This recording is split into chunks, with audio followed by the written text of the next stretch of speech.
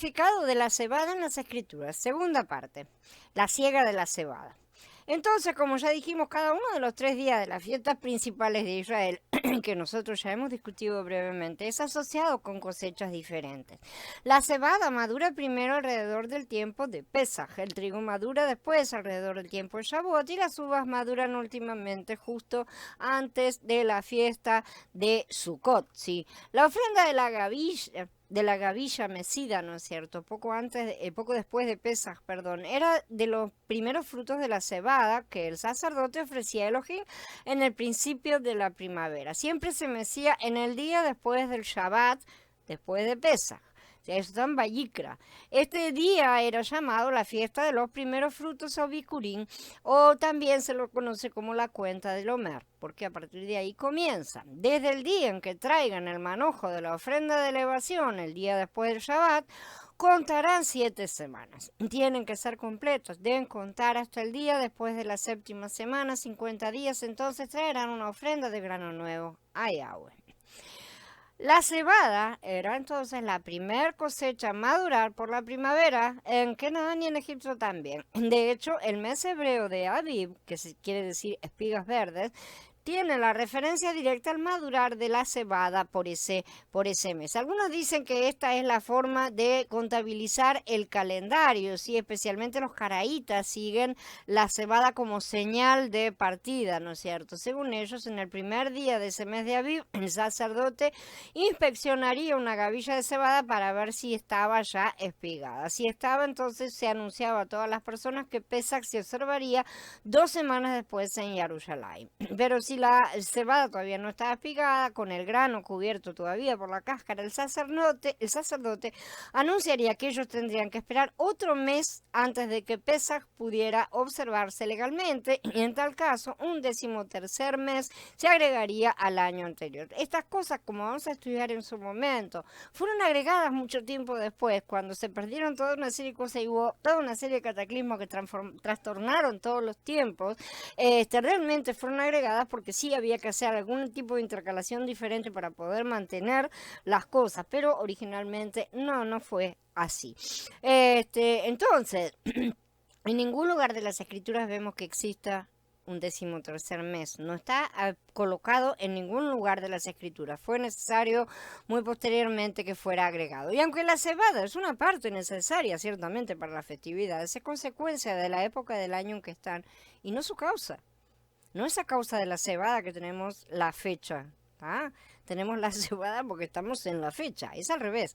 El año no se cuenta a partir de variables inestables, ¿sí? Imaginemos que hubiera sequía, la cosecha no saliera, ¿qué sucedería? Las variables están para confirmación, eso sí, confirman, son consecuencia, no causa. Tenemos cebada porque es Aviv y no tenemos Aviv porque tenemos cebada.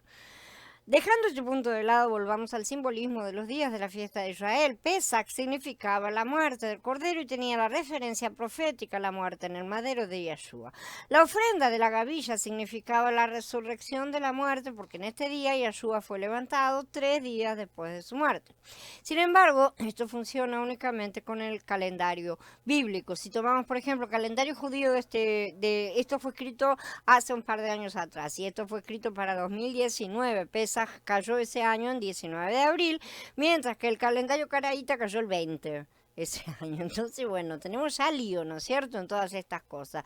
El día 19 fue viernes, el día siguiente el Shabbat, eso nos da únicamente 2 días entre Pesaj y la ofrenda mecida. En el otro caso, 20 fue Shabbat, es cuestión de preguntar si la ofrenda mecida sería al día siguiente o si esperarían 8 días, porque muchas veces hacen esas cosas también, lo vamos a estar estudiando más adelante, hasta el día del siguiente Shabbat, esperar una semana entera. De cualquier manera, inaceptable como representación de la muerte y resurrección de Mashiach bajo todas instancias. Vamos a ver cuáles son los, entre comillas, errores y los motivos por los cuales fueron levantados.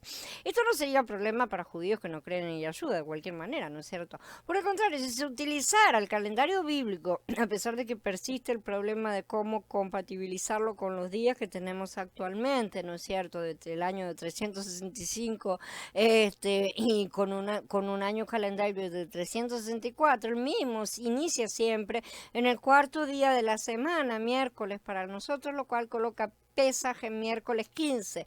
El Sabbat siguiente es el día 18, día de la resurrección de Mashiach. Al día siguiente él ascendió al Padre como ofrenda mecida. Estas son cuentas que se realizan de acuerdo a uno u otro calendario, ¿sí? Pero son todas cosas que vamos a ir comprobando cómo es, si realmente fueron así, y de cualquier manera lo que a nosotros nos interesa es que en última instancia el que guarda la fecha de manera exacta, precisa y al segundo fue el Padre, con certeza. Así que Yahshua se presentó ante su Padre en el templo celestial en el momento en el que el sacerdote mecía la gavilla de la cebada en el templo terrenal. Yo no tengo dudas de esa sincronización que el Padre realizó con todas las cosas. El movimiento ondeante de arriba abajo, el mecer en la ofrenda elevada, significaba resurrección.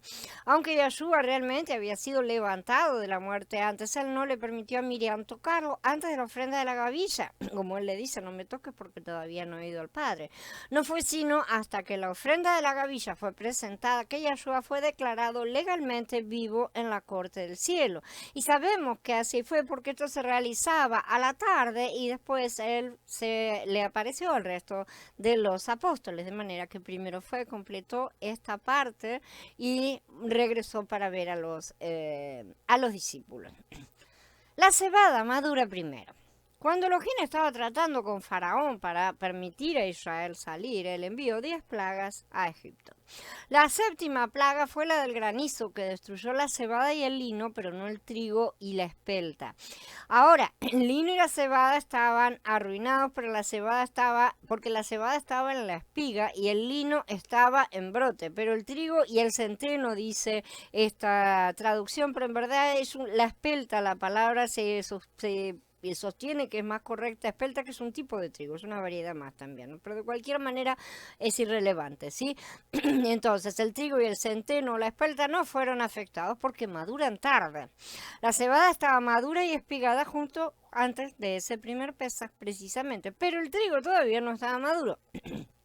Vemos otro ejemplo de esto 40 años después, cuando Israel estaba listo para cruzar el Jordán. Y a Josué envió a 2 espías a Jericó, si era el tiempo de Pesaj, esto está en capítulo 5 de Yahoshua, y Rahab escondió a los espías bajo los manojos de lino.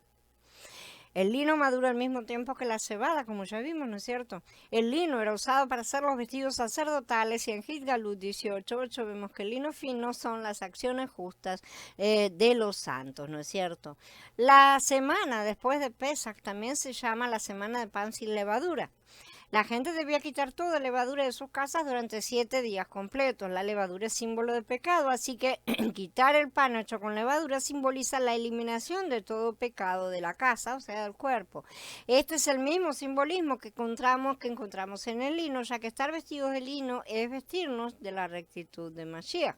Así que estas cosas trabajan juntas, entretejidas en un cuadro completo del plan de Elohim para Mashiach, el cuerpo vencedor. El valor de la cebada. La primera escritura importante para cualquier estudio de cebada es: si alguien consagra a Yahweh alguna tierra que posea, su tasación será de acuerdo con la semilla que requiera, 50 shekels de plata por cada homer de semilla de cebada. Esto está en Vayikra 27. El valor de un homer de cebada a los ojos de Elohim es 50 ciclos de plata. Entonces, ¿sí? 50 es el número de Shavuot y del jubileo también. Shavuot sería celebrado en el 50º día. El jubileo es el 50º año. Los dos son revelaciones del derramamiento de Ruach HaKodesh.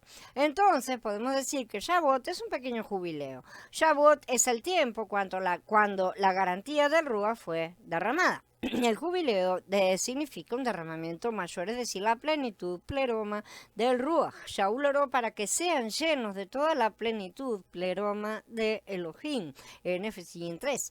Así que, mientras Shavuot es la garantía de un jubileo, la promesa de un jubileo, los dos se describen por el número 50. La cebada es valorada en 50 ciclos de plata, y esto asocia la cebada con el derramamiento del Ruach y con la redención, porque sabemos que la plata implica la redención. Esto es tanto en su garantía como en su plenitud.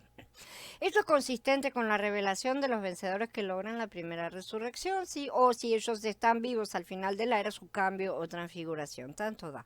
También es consistente con la revelación del pan sin levadura en Pesaj y el lino blanco, madurando al mismo tiempo, que se usa en los vestidos sacerdotales.